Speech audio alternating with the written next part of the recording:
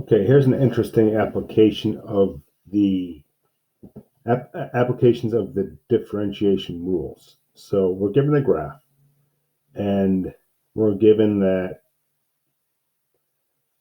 it's two linear functions, f of x and g of x, and it says f of x is the increasing one, so that's going to be this one,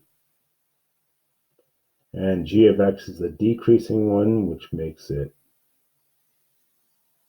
this one.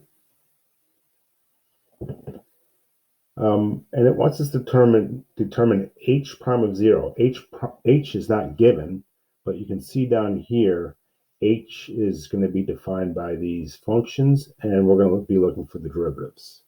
So we're going to have to probably find out since we're looking for h prime of 0, it's in terms of g and f, we'll figure out what f of 0 is and g of 0, because we probably will need those. This f of x is this one, so f of 0 equals 1. G of x is this one. I'm sorry, g of x is this one. So g of 0 is negative 2. F prime of 0 and fg of 0, f prime of 0 and g prime of 0. Those are the derivatives. You can tell what those are from the graph, so I'm going to give you a second to figure that out for yourselves. If you're not there yet, you may want to pause and think about it, because I'm going to give you the answer right now. G prime of 0 means the derivative of f at 0, which means the slope. And since it's a line, the slope is consistent throughout. So the slope right here at 0 is up 1, 2 over 1, positive 2. And g prime of 0, which is the derivative of g right here, it's a line, so you just have to figure out what the slope of this line is. It's down 1, 2, 3 over 1, negative 3. So we're going to use those values. As you can see, I wrote them down here earlier. Just make sure they're right, just because we're going to have to use them. So 1, 2, okay. So here we go. First one, we're trying to figure out what h prime of 0 is. All of them we are. So first we have to figure out what h prime of x is. Now we're going to go back all the way back to the sum and addition rules that we can use for derivatives. If you're taking the derivative of this sum, you can take the derivative of each term. And for this 4 in front of the f, that's a constant multiplier, so we can ignore it. So that's the derivative of h prime of x. H prime of 0 then is g prime of 0 plus 4 times f prime of 0, which, according to these values, is negative 3. G prime of 0 is negative 3, plus 4 times f prime of 0 is 1. Oh, no, I'm sorry, f prime of 0 is 2. My bad. So it's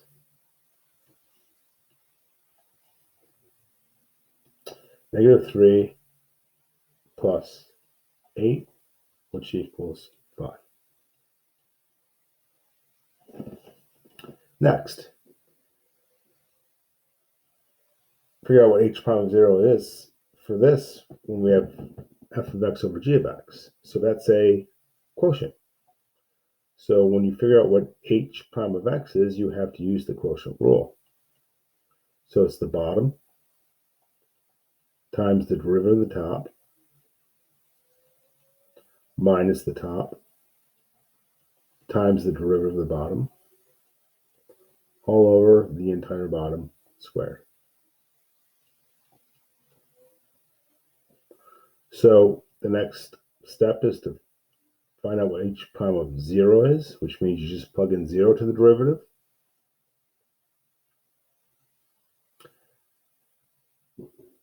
So here we go. G of 0 is first. That is negative 2. times f prime of 0, which is 2, minus f of 0, which is 1, times g prime of 0, which is negative 3.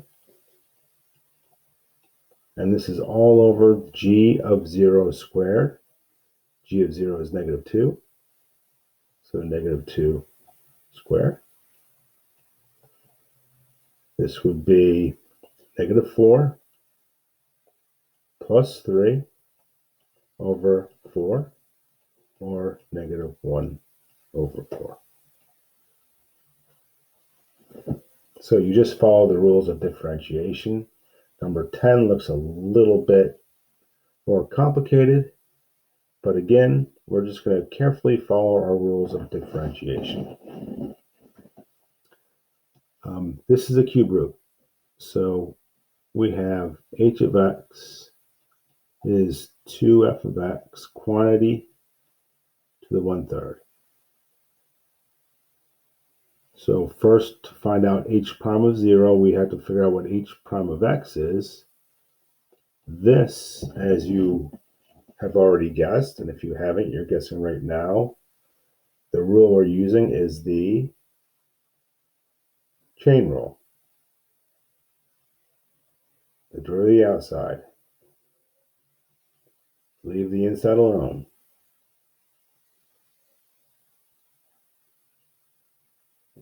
Times the derivative of the inside.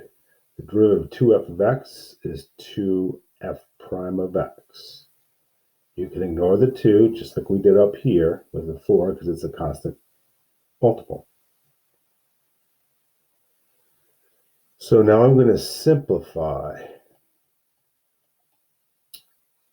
We have 2f prime of x up top and 3 times the quantity 2f of x to the positive 2/3 on the bottom. So just be very careful. To be honest with you, this is the second time I made this video because I screwed up on this. I just missed something. So h prime of 0 is 2f prime of 0 over 3 times the quantity 2f of 0 to the 2/3. It's looking ugly, but that's just how things work out sometimes. We need to plug in our values. 2 times f prime of 0 was 2 over 3 times 2 times f of 0, which was 1, to the 2/3.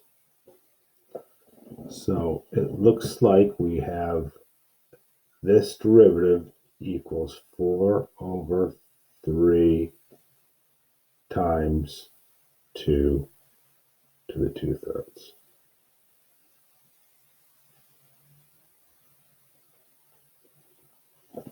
And really, that's how you can leave it. If you want to change it back to a radical, you can make this the cube root of 2 squared, or cube root of 4. There you go. Hopefully that helps. So you have some practice on that with the worksheet, so have fun.